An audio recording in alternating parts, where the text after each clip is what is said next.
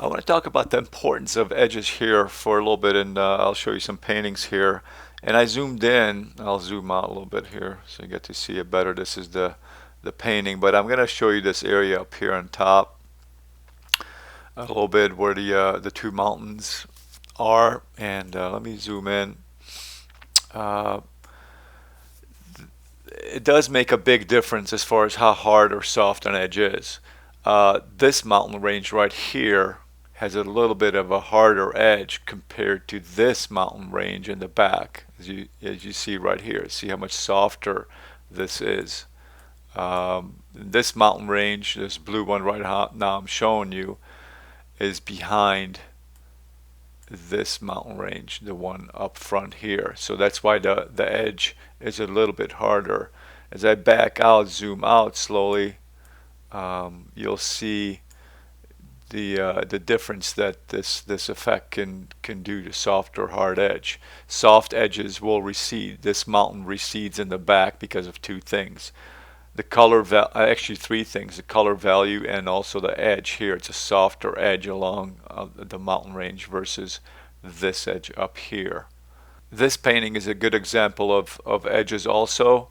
I'm going to zoom in on the edge here, and we'll investigate the edge of the tree there. Oops, it's a little too tight, but let's see. Look at how loose I made this edge, the foliage on the tree right here. I'll guide you along this edge of the tree. There's harder edges inside the tree where the sky holes are, but I made these nice and loose, and your eye kind of connects the tree together still as a whole.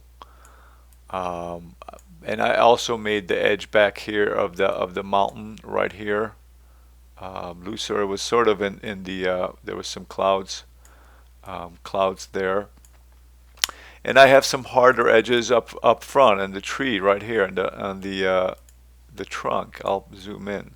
See, these are harder edges right here, and that commands more attention, to hard edge right in this area here than this loose edges around the outside of the tree.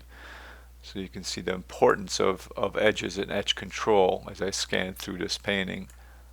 Now in this painting, I had to have some harder edges in the foreground, and I made those were deliberate right here, the rocks in the foreground. Let me zoom in on it. Let me go a little tighter. Zoom out a little bit. But see how hard this edge is? So two things are going on: hard edge and dark and light coming together. But we're talking about edges here, and this is very, very hard edge right along here.